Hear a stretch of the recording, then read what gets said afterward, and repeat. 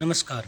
आज हम कक्षा 5 का हिंदी का दूसरा मॉडल पेपर देखेंगे जो आपके आने वाले एग्ज़ाम में बहुत इंपॉर्टेंट रहने वाला है। आप इस पेपर को शुरू से लगाकर अंत तक जरूर देखें ताकि आपके एग्ज़ाम में अच्छे से अच्छे अंक प्राप्त हो सके। ताकि और एग्ज़ाम में पैटर्न किस टाइप का रहेगा और किस टाइप के क्वेश्चन रहेंगे वो भी आपको समझ आ सके। तो चलते हैं पेपर की तरफ। ये पेपर 2.5 घंटे का रहेगा और 80 नंबर का रहेगा। देशी रियासतों का एकीकरण किया था, पहला क्वेश्चन सॉरी।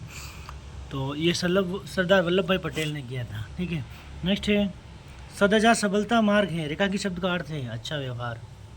क्या है? अच्छा व्यवहार।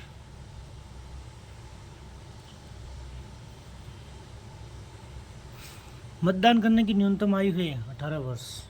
स्वर्ण नगरी के नाम से जाना जाता है जैसलमेर। महात्मा जी के लिए दोनों भाई क्या लाए? क्या लाए थे? भोजन लाए थे। बालक अंतिम दिन मजदूरी करने पर विवश क्यों हुआ? तो क्यों हुआ था? उसके पिता ने माँ और बहन को घर से बाहर भेज दिया।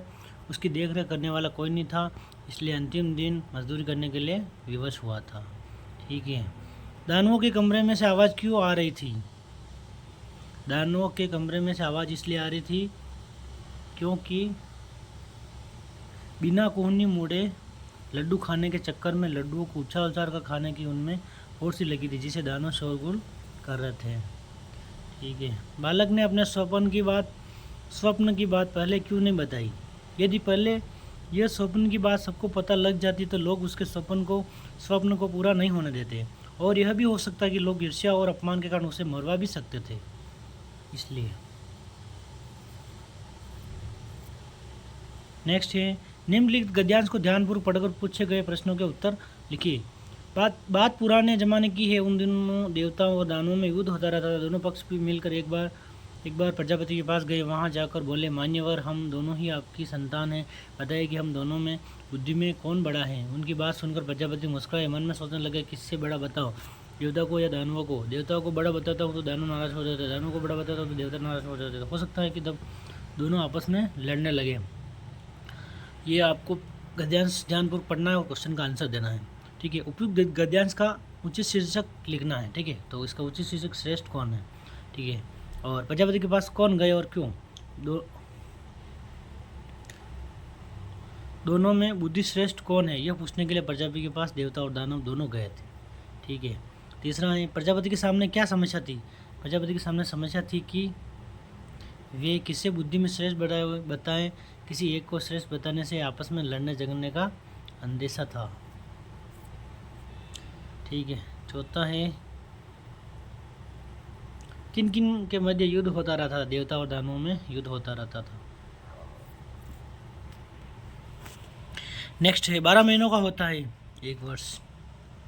निम्नलिखित रिक्त स्थानों की पूर्ति कीजिए। मन भावन सावन आते ही क्या छा जाती है? हरियाली। लोकतंत्र की झांकी ले 26 जनवरी आती है। त्योहारों का देश हमारा, हमको इससे प्यार है। इस प्रकार आपको करेक्ट चीज़ लिखनी है। ठीक है। निम्नलिखित शब्दों को उनके समानार्थी शब्दों से मिलान करना है। ठीक है। तो कुटुंब का परिवार से मिलेगा।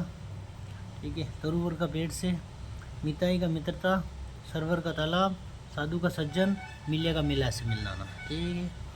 नया समाज बनाने के लिए हमें क्या क्या परिवर्तन करने होंगे? ठीक है। नया समाज बनाने के लिए हमें समाज में फैले जातिगत भेदभाव तथा ऊंच नीच की भावना को दूर करना होगा। भ्रष्टाचार तथा भयमुक्त समाज का निर्माण करना होगा। नेक्स्ट है पृथ्वी का परिवाची शब्द है धरा। निम्नलिखित मुहावरों को वाक्यों में प्रयोग कीजिए। 9 2 11 होना। ठीक है। वाक्यों में प्रयोग करना है। 9 2 11 होना। गांव वाले आते ही चोर 9 2 11 हो गए। ठीक है। आँख का तारा होना। मोहन अपने माँ बाप के आँख का तारा है। आँख का तारा है या आँखों का तारा है? ठीक है। मन मारना। लाख कोशिशों के बावजूद जब लोमड़ी अंगूर न पा सके तो अंत में वह मन मार कर रह गई। नेक्स्ट है निम्नलिखित विशेषण शब्दों का वाक्य में प्रयोग कीजिए। सुंदर वाक्य में प्रयोग करना। ठीक है। तो वह बहुत सुंदर दृश्य है। 30 आप 30 दिन से कहाँ गए?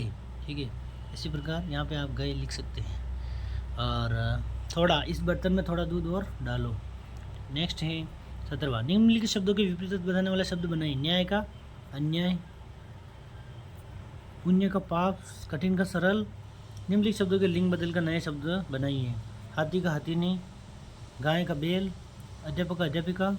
इस प्रकार आपको लिखना है। निम्नलिखित में से किसी एक विषय पर कहानी लिखनी है। ठीक है। 19वां है, आप राजकीय बालिका उच्च प्राथमिक विद्यालय राजनपुर की छात्रा वसंत है। भाई की शादी में जाने हैं तो 3 दिवस के लिए अपने प्रधानाध्यापक जी को प्रार्थना पत्र लिखना है। ठीक है ना। और ये वर्ग पहली है, इसके अनुसार आपको क्वेश्चन का आंसर देना है। फल का नाम, एक लड़की का नाम, अग्नि का पर्याय, इसमें पौधा लगाते हैं, एक व्यक्ति का नाम, फूलों का रस चूसने वाला। इस प्रकार आपको आंसर देना है यहाँ पे। ठीक है। निम्नलिखित में से किसी एक विषय पर निबंध लिखिए। मेरा विद्यालय रक्षाबंधन मोबाइल का उपयोग। ठीक है। और आप अपने विद्यालय को कैसे सुंदर या स्वच्छ बनाएंगे, लिखिए। सड़क पर चलते समय आपको कौन सी सावधानियां रखनी चाहिए, लिखिए कोई 4। इस प्रकार ये 18वें क्वेश्चन का आंसर दे रखा है, एक पर आपको लिखा गया है। ठीक है।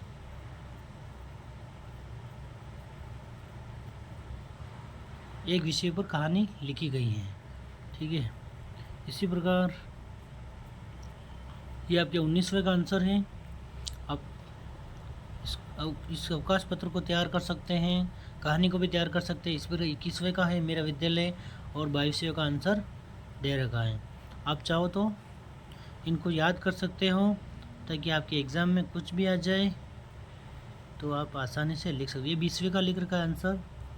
इस प्रकार 18 से लगाकर 22 तक आंसर यह दिए गए हैं। आप चाहो तो इनको अच्छे ढंग से तैयार कर सकते हो, ताकि एग्ज़ाम में कोई